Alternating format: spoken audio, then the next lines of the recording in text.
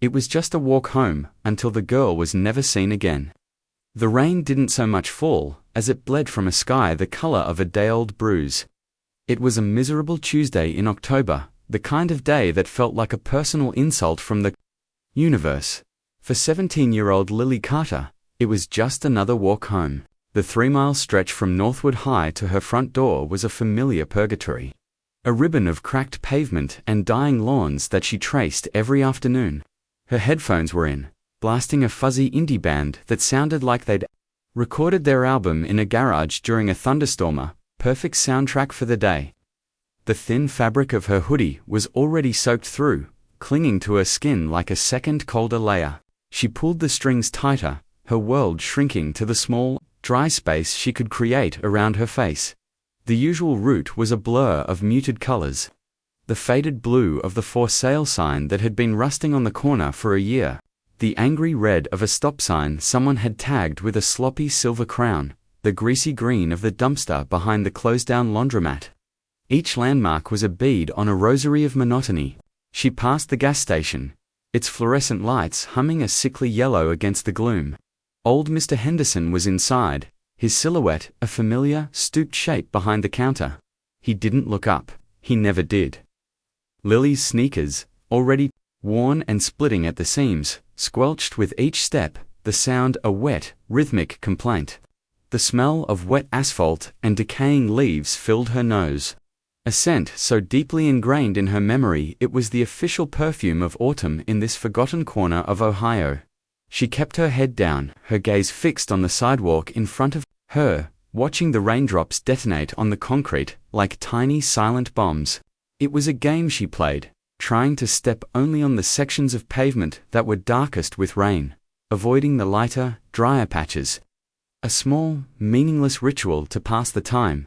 A car hissed by, its tires slicing through a puddle and sending a tidal wave of grimy water splashing against her legs. A cold, dirty shock that made her gasp.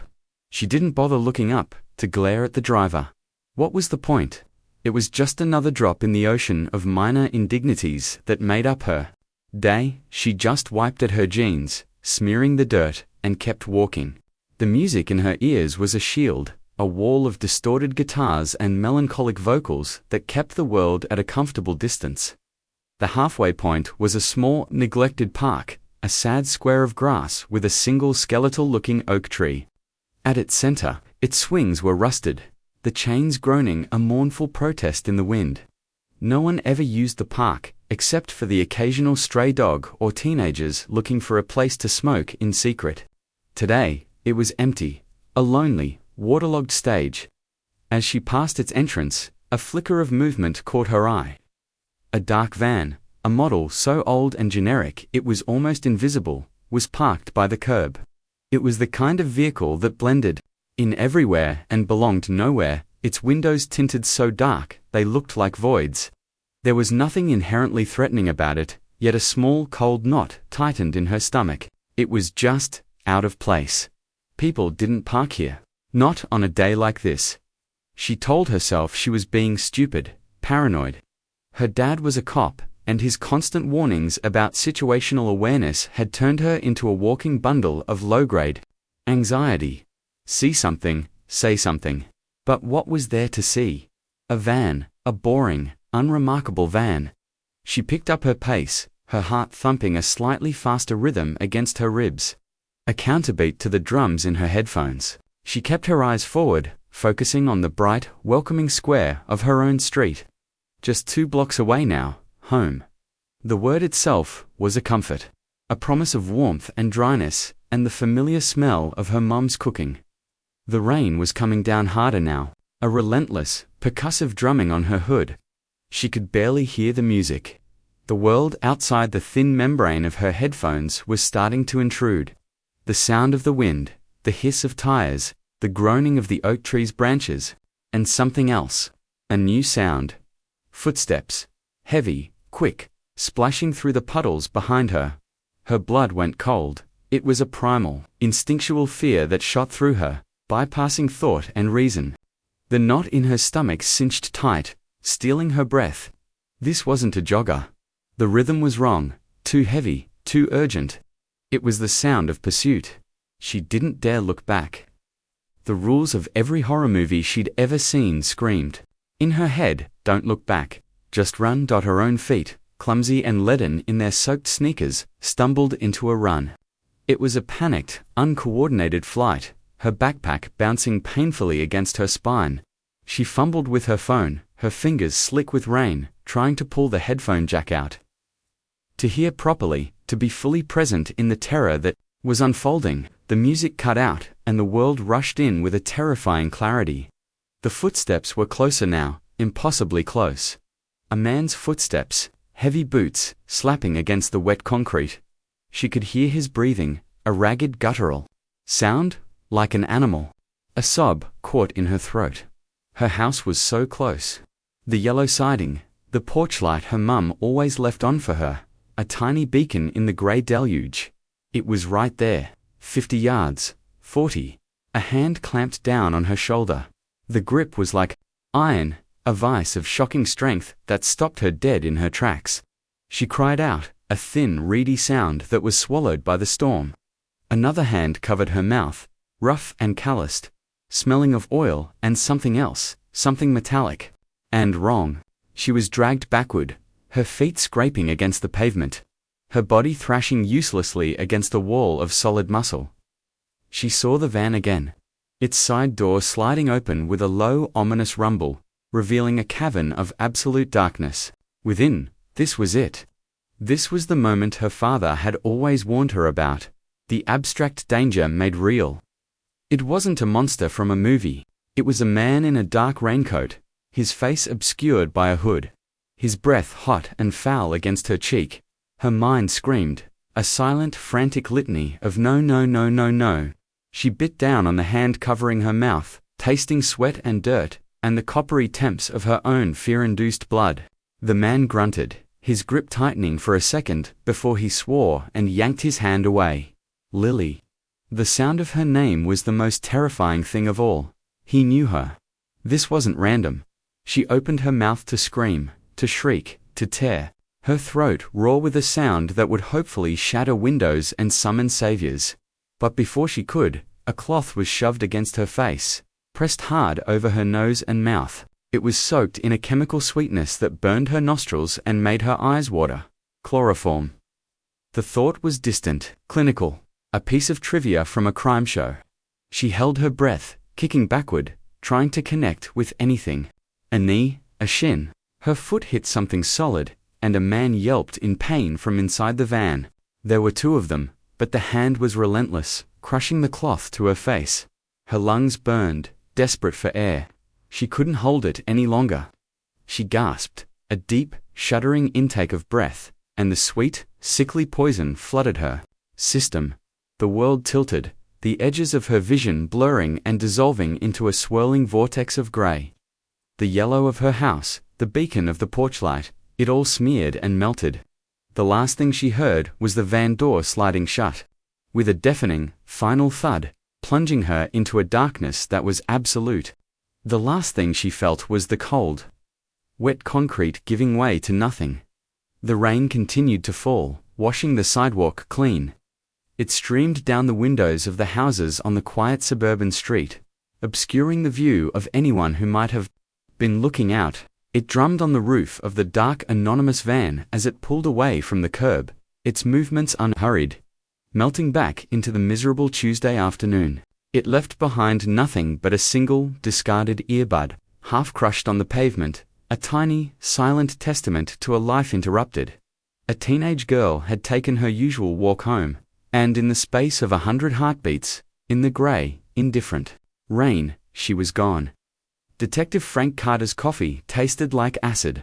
It was his third cup of the morning, but it wasn't doing anything to cut through the fog of exhaustion that had settled deep in his bones. The precinct was a hive of noise and stale air, the constant ringing of phones and the clatter of keyboards, a familiar, grating symphony. He was staring at a cold case file, the faded photo of a missing boy from 5 years ago staring back at him with hollow eyes, when his desk phone buzzed. It was dispatch. "Frank, you there?"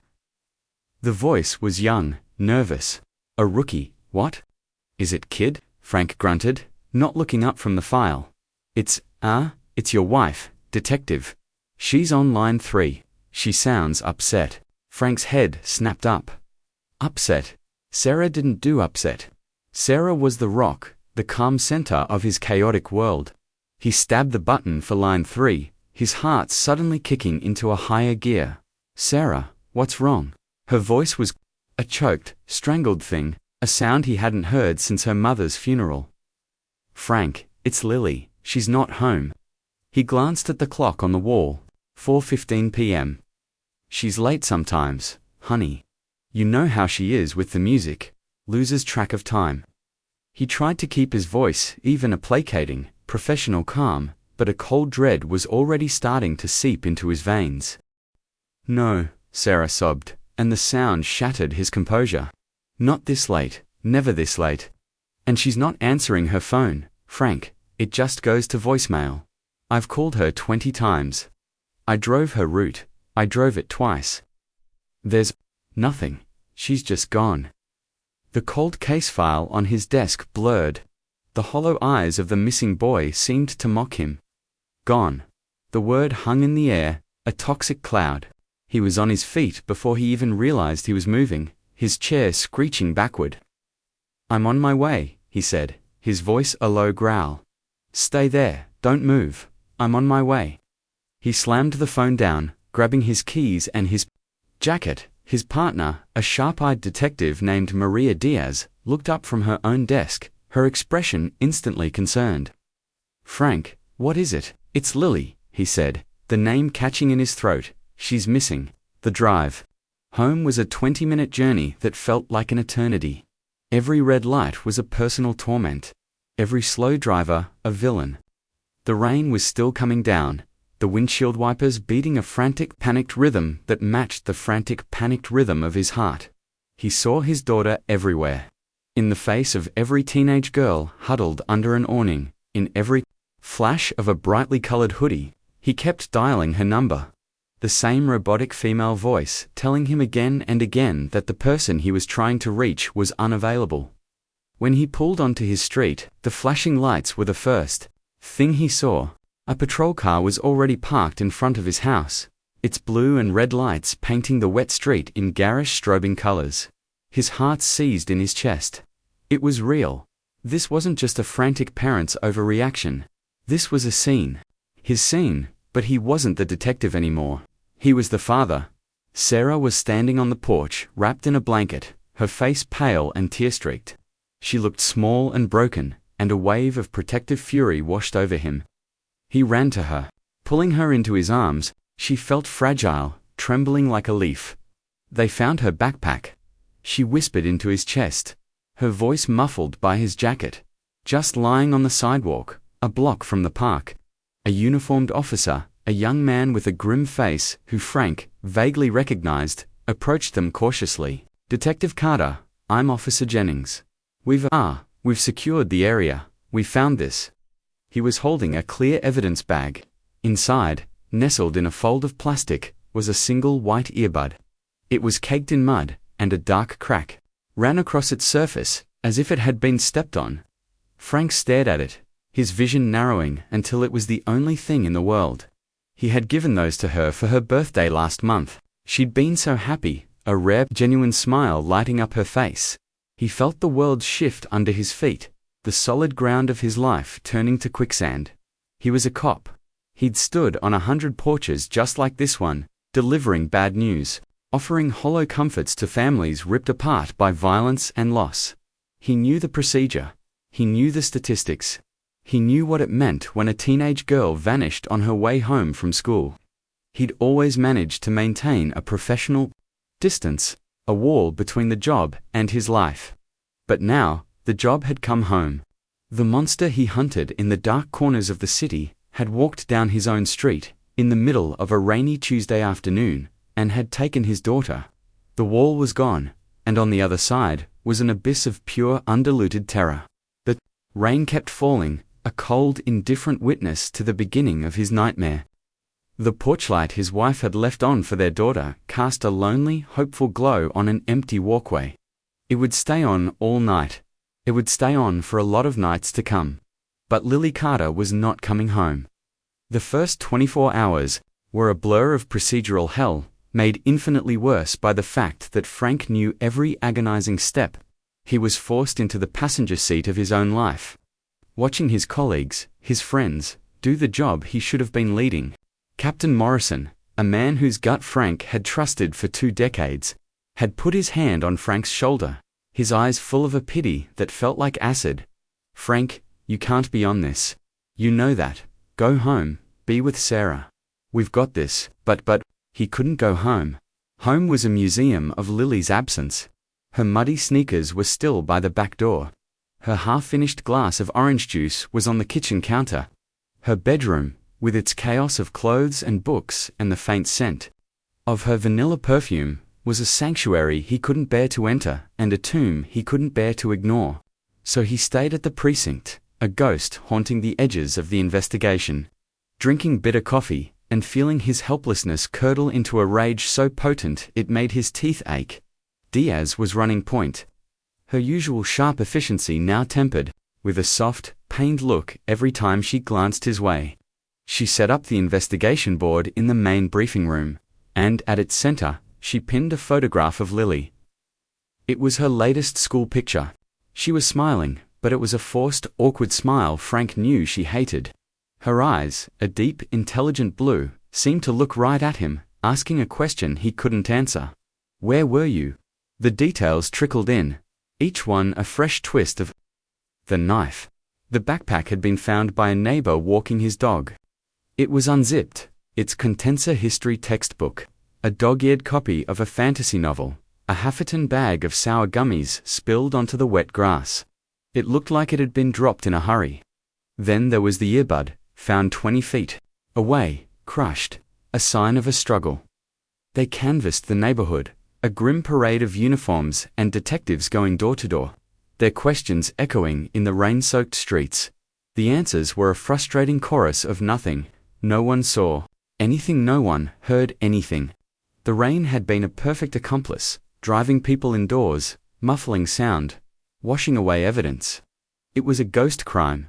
Old Mr. Henderson from the gas station was interviewed. He remembered seeing Lily walk by, same as every day. Head down, hood up, music on, he'd said, his voice raspy. Poor kid, always in her own little world. He hadn't seen a van. He hadn't seen anyone following her. The park was a dead end. The ground was too saturated for clear footprints. Forensics swept the area, their high-powered lights cutting through the gloom, but found nothing. No fibers, no blood, no clues.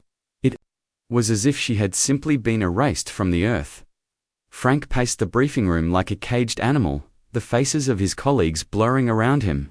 They were talking about Amber Alerts, about checking traffic cams, about pulling lists of known offenders in the area. It was all standard procedure, a checklist he himself had run through 100 times. But hearing it applied to his own daughter, his Lily, was a surreal and profound torture. The clinical language of the investigation, the victim, the abduction site, felt like a violation. She wasn't a victim. She was Lily. She loved terrible jokes and old movies, and the way the sun looked, setting over the lake. She was brilliant and stubborn, and had a laugh that could make his whole world feel right. And now she was a face on a board, a case file, a statistic in the making. The media had caught the scent of blood in the water, a cop's daughter missing. It was a story too juicy to ignore. By nightfall, news vans were parked down the street. From his house, their satellite dishes aimed at the sky like predatory insects. Their cameras were vultures, waiting to feast on his family's pain. He saw his own face on the evening news, a grainy photo from a department awards ceremony, next to the smiling, haunted face of his daughter. The injustice of it was a physical blow. He was the one who was supposed to be in control, the one who solved the crimes, the one who stood at the podium and delivered the carefully worded statements. Now he was the story. He was the grieving father, the helpless victim. The powerlessness of it was a poison, and he could feel it spreading through him, killing everything it touched. Late that night, long after the precinct had emptied out and The only sound was the hum of the computers and the relentless drumming of the rain. Diaz found him staring at the board. She didn't say anything, just stood beside him, her presence a small, solid comfort in the vast emptiness of his grief. "We checked the traffic cams on the main roads," she said softly, her voice heavy with exhaustion. "Nothing, no sign of a dark van matching the description. Whoever did this, they knew the side streets. They knew how to stay off the grid. They knew her name, Maria," Frank whispered, his voice raw. "The man who took her, he called her Lily." Diaz went still. "What? How do you know that?" Frank didn't answer. He couldn't. The detail hadn't come from a witness. It had come from the abyss. A flash of pure, unadulterated terror that had seized him the moment he'd seen the crushed earbud. It wasn't a fact. It was a certainty, a father's intuition so powerful it felt like a memory. He knew, with a chilling bone-deep conviction, that this wasn't random. This was personal. Someone had targeted his daughter. Someone who knew them. He finally looked at Diaz, and she must have seen the wild, desperate look in his eyes. Because she didn't push, she just nodded, her own expression hardening with a new resolve. "Okay, Frank," she said, her voice low and firm. "Okay, that changes things. That gives us a place to start." But as Frank stared at the smiling face of his daughter on the board, he knew it wasn't a start. It was an ending. The end of his life as he knew it. The beginning of a war against a faceless enemy who had taken everything that mattered. And, as the rain finally began to subside, leaving the city shrouded in a cold, damp fog, Frank Carter made a silent vow to his daughter's photograph. He would find her. He would tear this city apart, brick by brick, until he found her. And he would bring her home, or he would die trying. The cliffhanger wasn't just that Lily was gone. It was that the man who was supposed to find her was beginning to come undone. The shock was complete. The nightmare had just begun. Lily Carter was not what people thought she was. To the world, to the teachers at Northwood High, to the neighbors, who offered polite, distant waves, she was the quiet girl, the cop's daughter, a ghost in the hallways, a shadow on the sidewalk. She was defined by her headphones, her hoodies, and the invisible wall she built around herself. But behind the wall, Lily was a cartographer of her own small, intricate world. Her bedroom wasn't just a mess, it was a landscape of her mind. Piles of books on mythology and folklore were mountains. Stacks of vinyl records from 70s punk to obscure folk artists her dad couldn't stand were jagged plateaus. Her laptop, always open, was the glowing, humming heart of it all. A portal to forums and communities where she wasn't the quiet girl, but a celebrated writer of sprawling, elaborate her stories dissecting the hidden pains and secret desires of fictional characters with a surgeon's precision. Her quietness wasn't born of shyness, but of observation. She was a collector of secrets. She saw the way her best friend, Chloe, would flinch whenever her boyfriend, Mark, raised his voice. She noticed the small, desperate lies the popular kids told to maintain their fragile social standing. She saw the exhaustion in her father's eyes, the deep, weary lines that his job etched into his face, and the way her mother's smile never quite reached her eyes anymore, a carefully constructed mask of suburban contentment.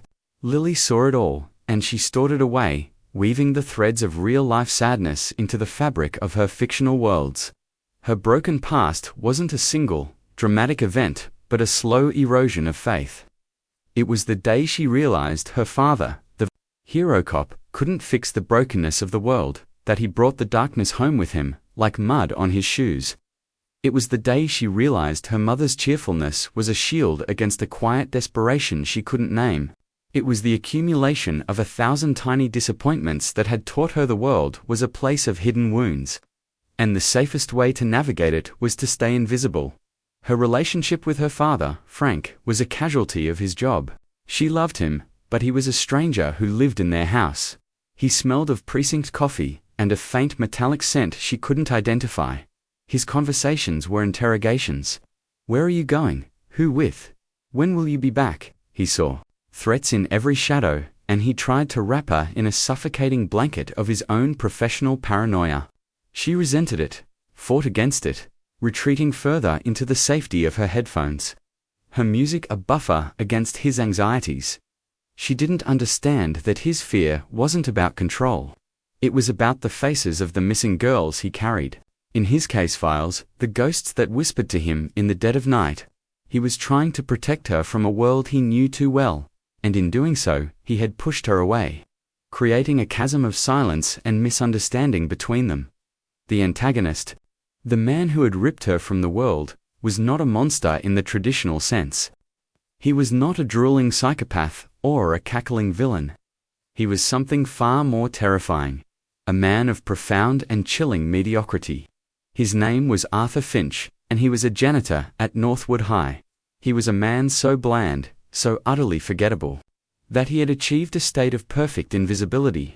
He was the ghost the students walked past without a glance, the silent figure mopping up their spills, cleaning their graffiti, emptying their trash cans filled with crumpled notes and discarded dreams. And from this vantage point of societal irrelevance, Arthur Finch watched.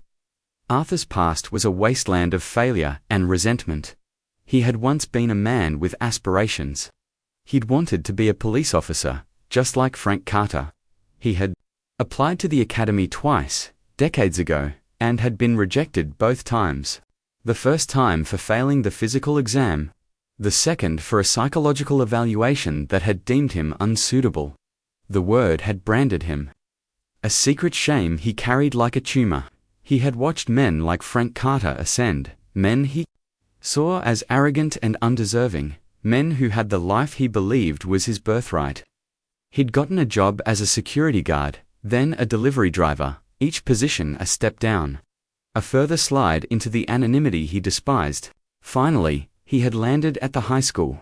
A kingdom of teenagers who embodied everything he had lost: youth, potential, and a future. He nursed his bitterness in the quiet solitude of his small, meticulously clean apartment. The walls decorated with newspaper clippings of Frank Carter's success as a promotion, a major bust, a commendation from the mayor. He saw Frank as the symbol of his own humiliation. And then he started watching Lily. She was the perfect vessel for his rage. She was Carter's daughter, his prize, his legacy. But more than that, she was like him, invisible. He saw the way she moved through the halls, a ghost, just like him. He saw her loneliness, and he twisted it into a kinship, a sick, proprietary connection. He felt he understood her in a way her own father never could. He started collecting her discarded items from the trash. A doodle on a napkin, a broken pen, a crumpled quiz with her name on it. He was building a shrine to his obsession. He wasn't just going to hurt Frank Carter. He was going to take the one thing Carter couldn't protect, to prove that the celebrated detective was a failure, just like him. He enlisted the help of his nephew, a weak-willed young man named Donnie. Easily manipulated by his uncle's charisma and promises of a share in a ransom that Arthur never intended to collect.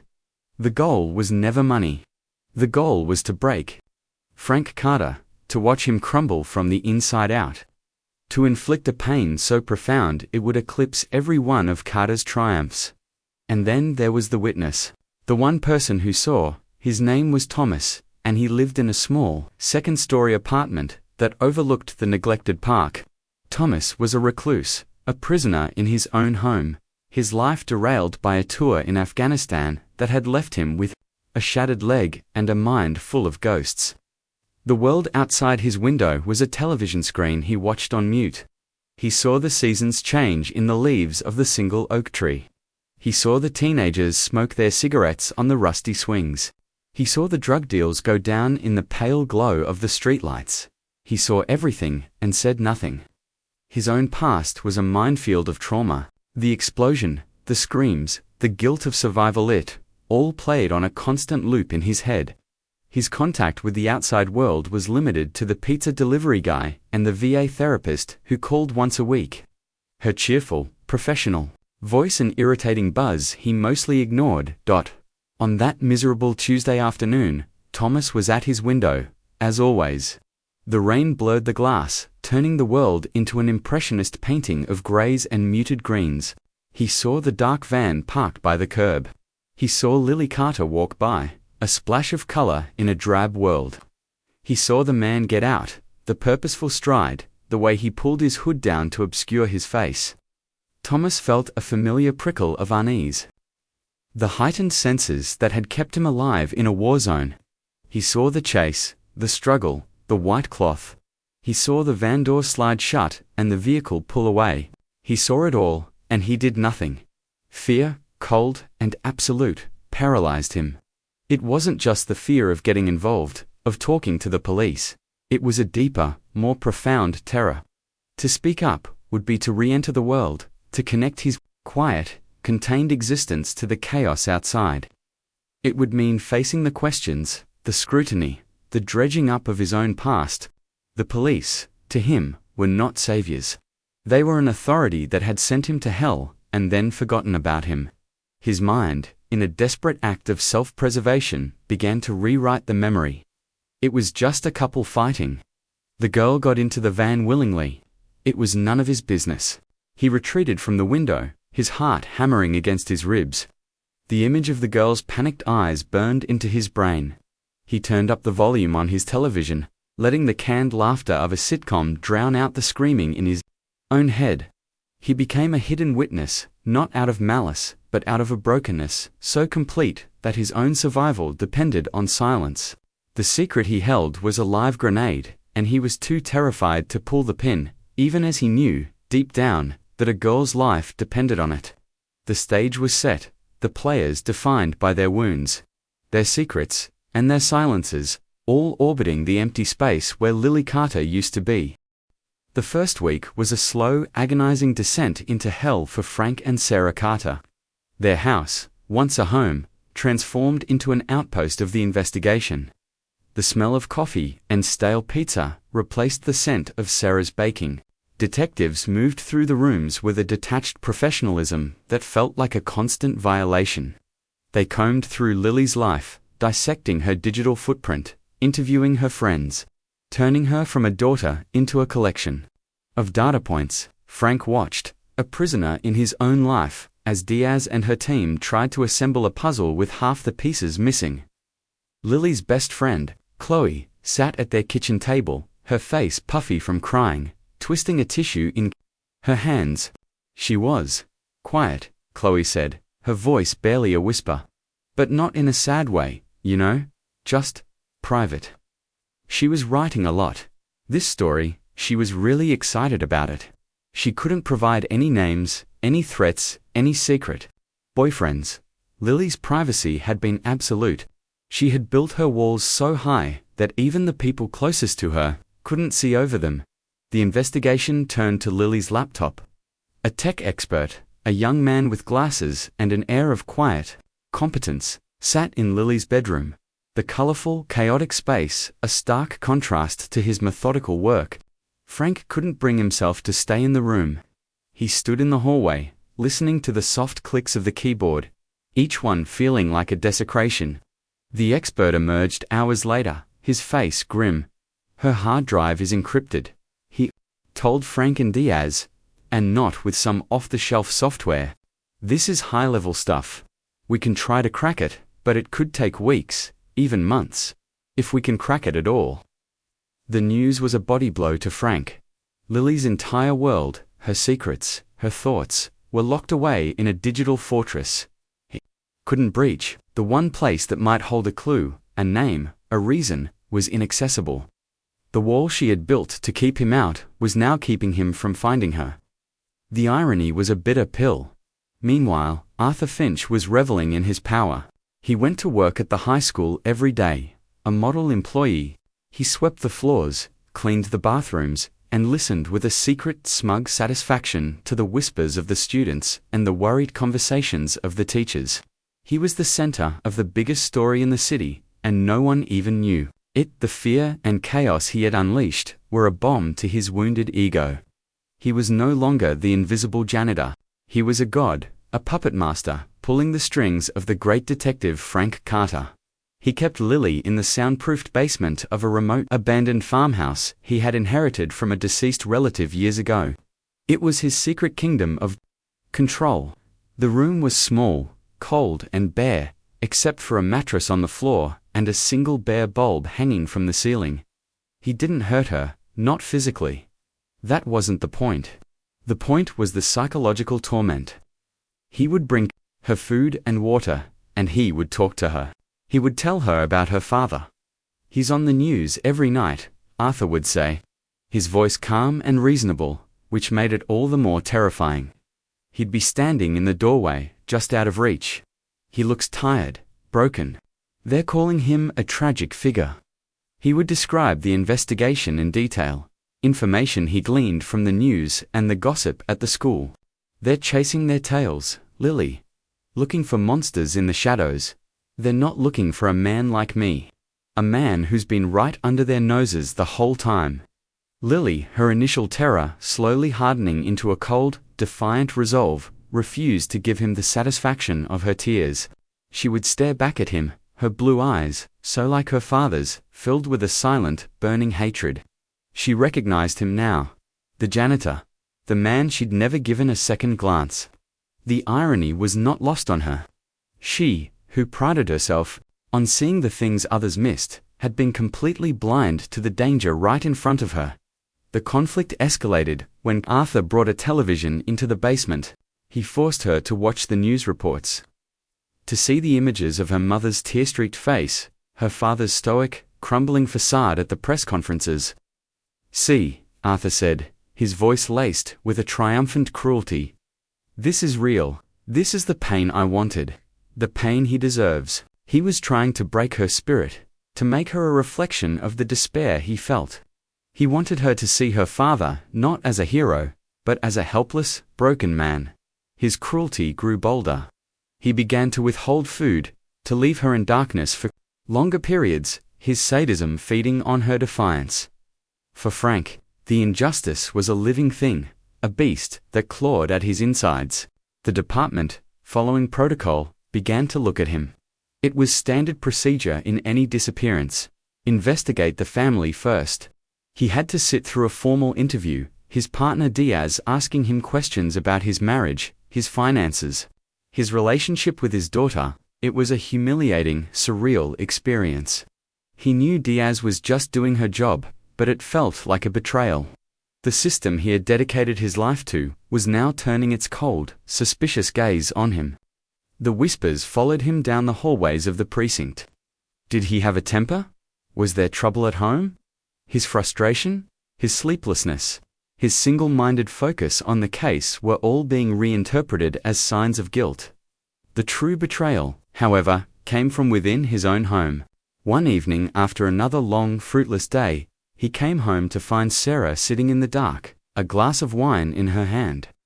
"I talked to them again today, Frank," she said, her voice slurring slightly. "The detectives. Good," he said, running a hand over his face. "Did you remember anything new?" "I told them about your fight," she said, not looking at him. Frank froze. "What fight?" "The one you had with Lily, last month, about her grades." Sarah's voice was flat, devoid of emotion. "You yelled at her. You told her she was throwing her life away. You took her phone for a week. I told them how angry you were." Frank stared at her, a chasm opening between them. It had been a stupid, normal parent-teenager argument. A moment of frustration. But in the context of a missing person investigation, her words painted him as an angry, unstable father. "Sarah, why?" he whispered, the question full of a pain that was sharper than any grief he had yet felt. "Because they need to look at everyone, Frank," she cried, her voice finally breaking. "And you're not telling them everything? You're hiding in your work. You're shutting me out. You're not even here. Maybe if they think it's you, they'll try harder. They'll find something. They have to find something." It was the desperate, irrational logic of a grieving mother, but it felt like a knife in his back. The one person who should have been his anchor was cutting him loose. The foundation of his world was crumbling, and the cruelty of his daughter's abductor was being matched by the unintentional cruelty of a family imploding under the weight of tragedy. In his apartment overlooking the park, Thomas was at war with himself. The image of Lily's abduction was seared onto his memory. He couldn't sleep, he couldn't eat. Every time he closed his eyes, he saw her face, the terror in her eyes. The news reports were a constant torment. He saw the pleas from her parents. The face of the detective father, a man whose pain Thomas understood in a way no one else could. He knew the look of a man carrying an impossible burden. His conscience was a relentless screaming voice in the silence of his apartment. Say something, make the call. But his fear was a physical presence, a heavy blanket that smothered him. He would pick up the phone, his thumb hovering over the numbers 911, but he could never press it. The thought of the police, of questions, of having to relive that moment, of having to explain his own inaction, was paralyzing. He was a coward.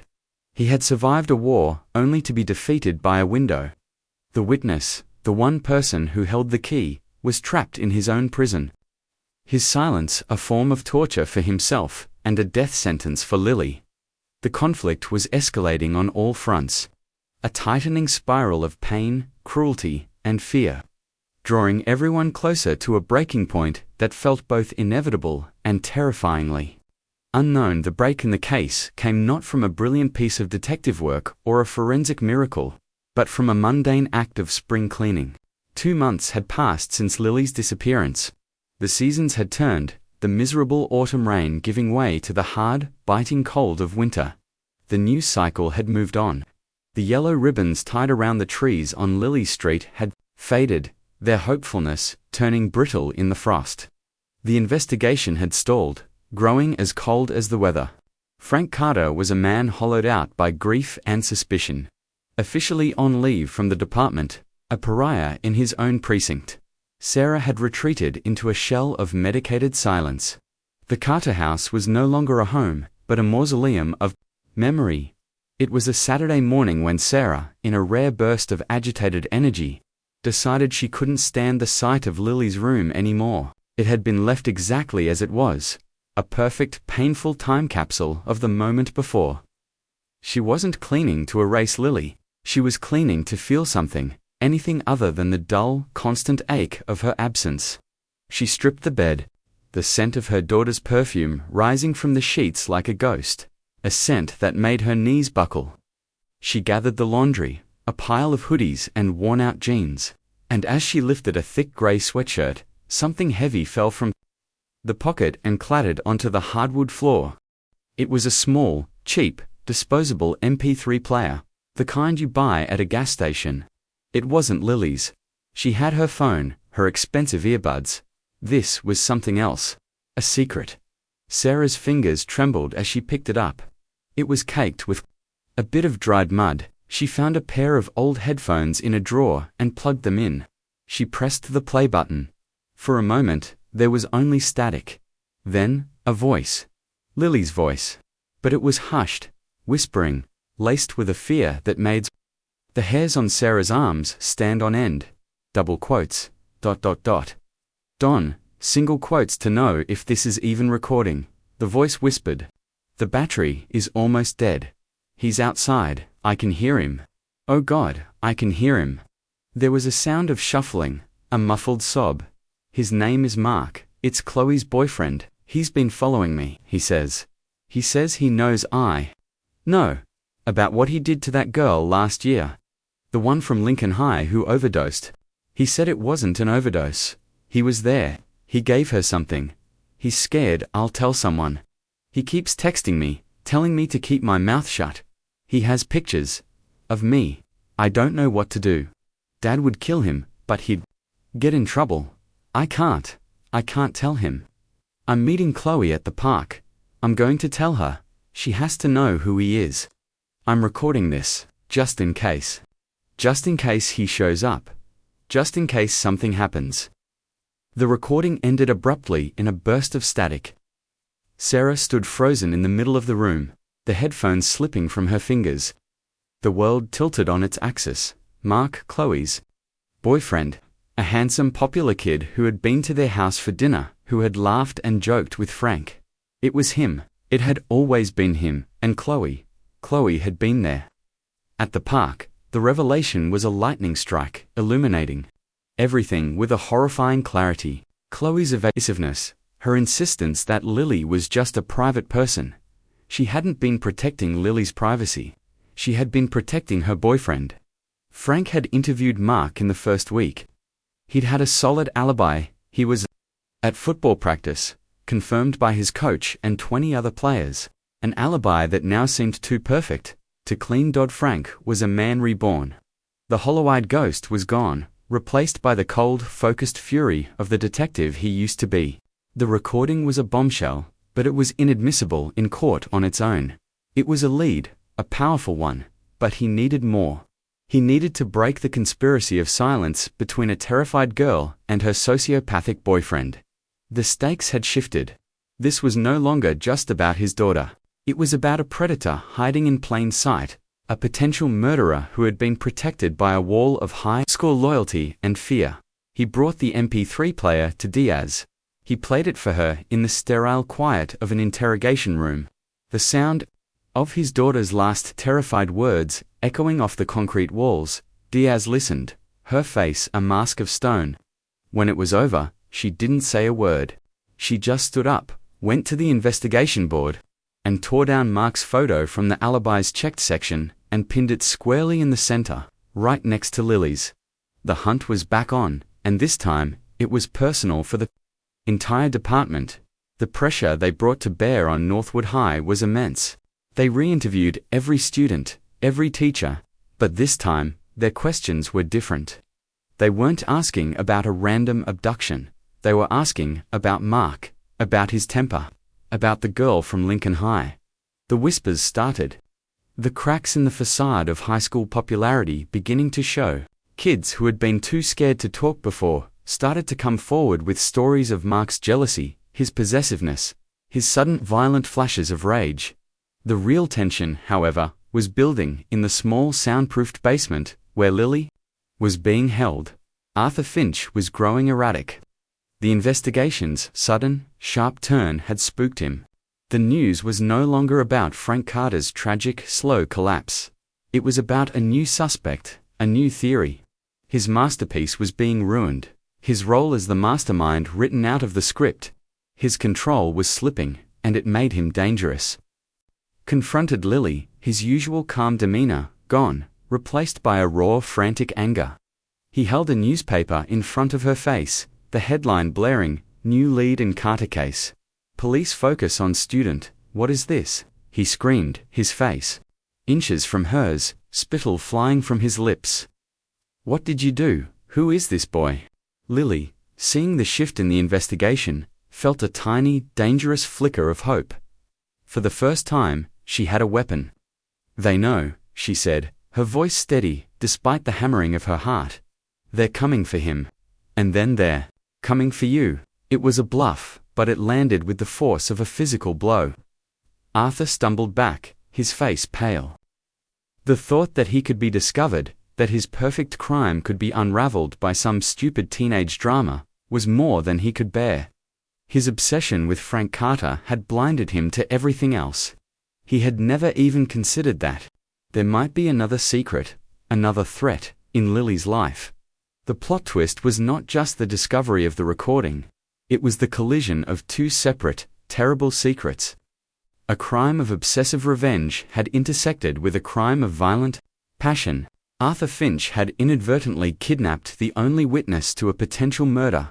He had taken the one person who could bring down Mark, and in doing so, had created a ticking time bomb. The tension cranked to its maximum. The police were closing in on the wrong man for the right reasons. Arthur Finch, the real kidnapper, was panicking. His control over his victim and his narrative crumbling. And Lily, trapped between two monsters, knew that her survival now depended on which one of them broke first. The full, horrifying scope of the conspiracy was emerging. A tangled web of malice and fear, and Lily was caught directly in its center. The cinematic payoff began not with a bang, but with a whisper. Armed with Lily's recording and the new witness statements about Mark's violent tendencies, Diaz and her team devised a plan. It was a classic interrogation strategy, designed to shatter the fragile alliance between Chloe and Mark. They brought them both into the precinct at the same time, placing them in separate adjacent interrogation rooms. The rooms shared a one-way mirror. a detail they made sure both teenagers were aware of. Frank was in the observation room, a silent, vengeful ghost watching the drama unfold. He was supposed to be at home, but Diaz had bent the rules. He needed to see this. He needed to be there when the dam broke. Diaz started with Chloe. She was calm, almost gentle. "Chloe, we know you were supposed to meet Lily in the park that day," she began. "We know you were there. We just want to know what happened." Chloe stuck to her story, her voice trembling. "I waited. She never showed up. I thought she'd just flaked on me." She twisted the hem of her shirt, refusing to make eye contact. In the next room, another detective was working on Mark. His approach was more aggressive. "Your alibi is falling apart, Mark. We have 20 kids who say you're a monster. We know about the girl from Lincoln. We know what you did." Mark, arrogant and unflappable, just laughed. "You've got nothing. Some jealous rumors. That's not evidence."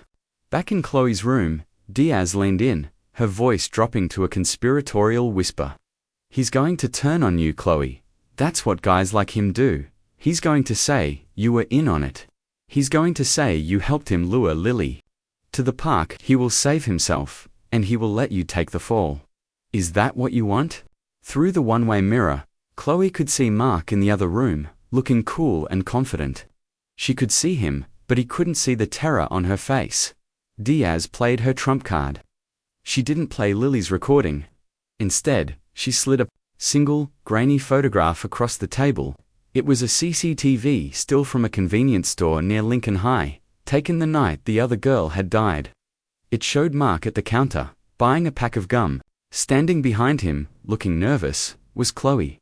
Chloe's composure shattered. A choked sob escaped her lips. "I didn't know what he was going to do," she whispered, tears streaming down her face. "I swear, he just said he needed to talk to her, to scare her. He promised he wouldn't hurt her." Diaz pushed. "Where is she, Chloe? Where did he take her?" "I don't know," she cried, her words tumbling out in a frantic rush. "He has this place, an old farmhouse. His uncle, or someone owned it. It's out past the old quarry. He goes there sometimes. He calls it his quiet place." It was the break. Diaz's voice was sharp and clear over the radio. "We've got a location, an old farmhouse, past the quarry." The raid was a symphony of controlled chaos. A fleet of patrol cars and a SWAT van screamed through the pre-dawn darkness, their sirens silent, their lights off. Frank was in the lead car with Diaz, his hand on his service weapon, his knuckles white. The rage he had suppressed for months was now a cold, clear flame in his gut. As they approached the farmhouse, a dark skeletal shape against the graying sky, a new, terrifying variable entered the equation. A dark, generic-looking van was parked near the house. The same van from the initial half-forgotten witness description. "What the hell?" Diaz muttered. "That's not Mark's truck." Frank's blood ran cold. The pieces weren't fitting. Chloe's confession, the farmhouse, it was all about Mark. But the van was from the abduction itself. Something was wrong. Inside the farmhouse, Arthur Finch was losing his mind. He'd been watching the news on his phone, had seen the reports that the police were closing in on Mark. He knew it was only a matter of time before they found this place. His perfect, private revenge was over. He had failed. The thought of being caught, of being exposed as a pathetic, failed janitor, was worse than death. He went down to the basement, a wild, cornered look in his eyes. He wasn't holding a weapon. He was holding a can of gasoline. "If I can't have my justice," he hissed, his voice cracking, "then no one can. Carter doesn't get to be the hero. He doesn't get to find you. He gets to find nothing but ashes." He started splashing the gasoline everywhere, the fumes instantly filling the small space. Lily, chained to the wall, could only watch in horror, her mind screaming. She was going to die here, not at the hands of the boy she feared, but at the hands of this forgotten man. This ghost from the hallways of her school. Just as Arthur fumbled with a lighter, the farmhouse door burst open upstairs. "Police, show yourselves."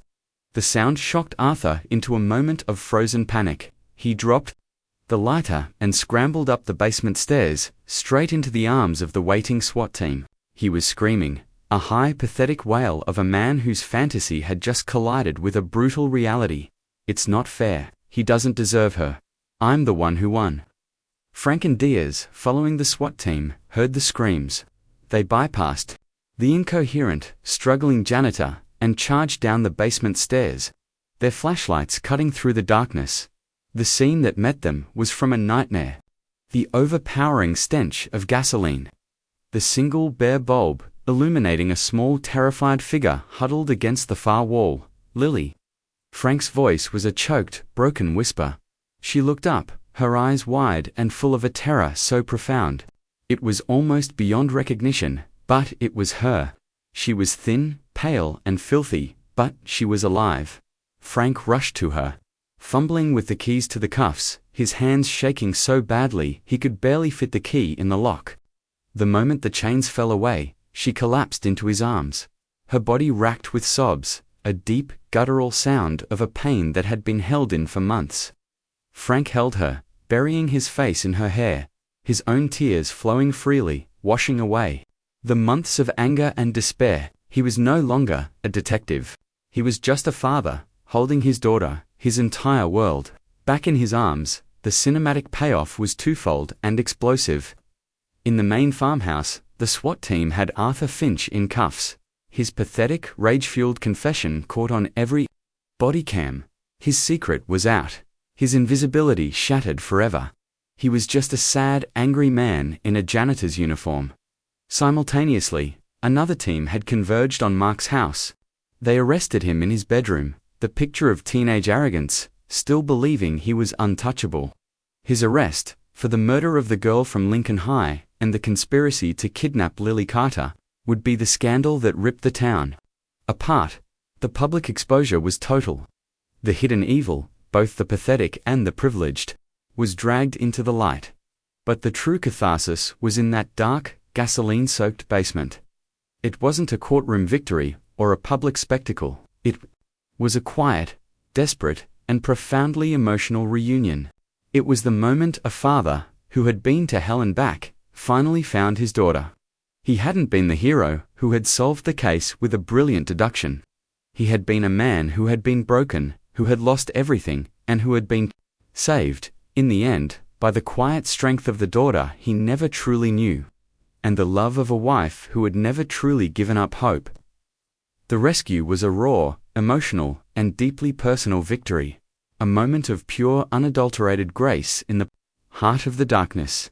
The aftermath was a landscape of quiet healing and haunting echoes. The world didn't simply snap back into place. The cracks left by the trauma were deep and permanent.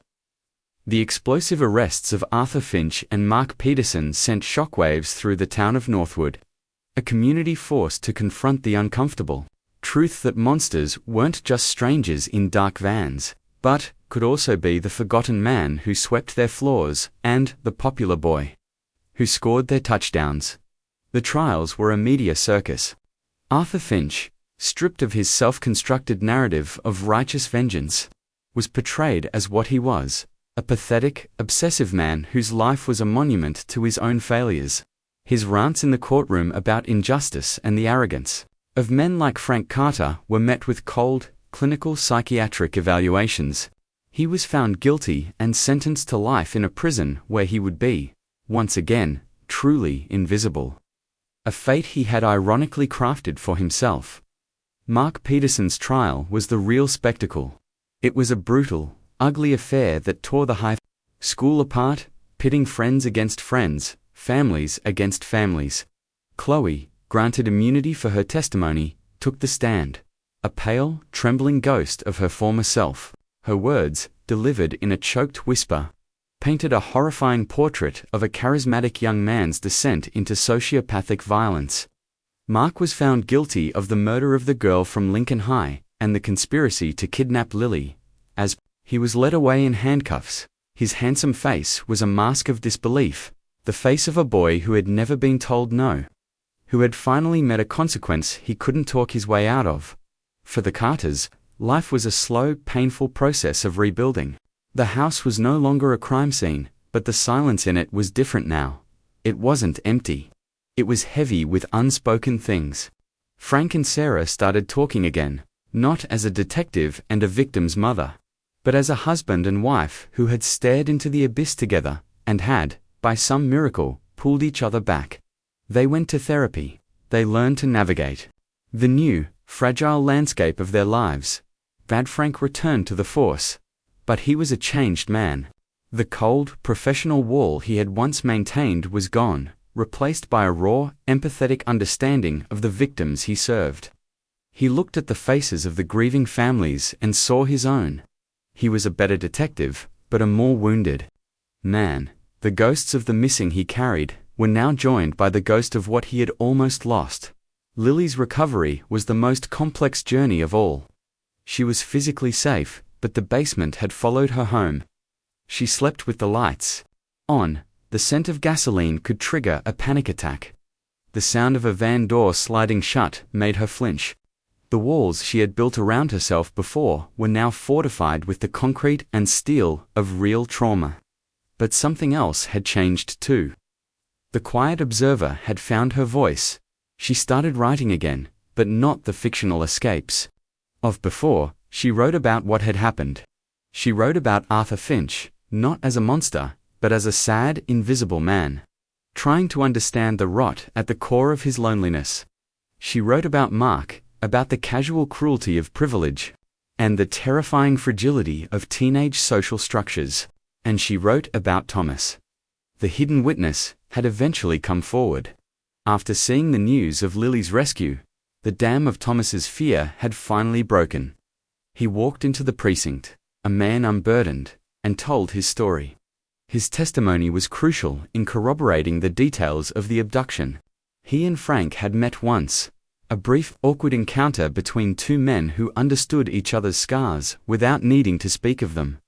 One cool, clear afternoon in the following spring, Lily walked to the small apartment building overlooking the park. She left a small, sealed envelope at the front desk, addressed to Thomas. Inside was not a letter of anger or accusation, but a single, printed page. It was a short story, a story about a soldier who watched the world from his window. A man who was a prisoner of the ghosts he carried, but who, in the end, chose to open the door and step back into the light. It was a story of forgiveness. Her final act of healing was for herself. She took her father to the lake, to the spot where she used to love watching the sunset.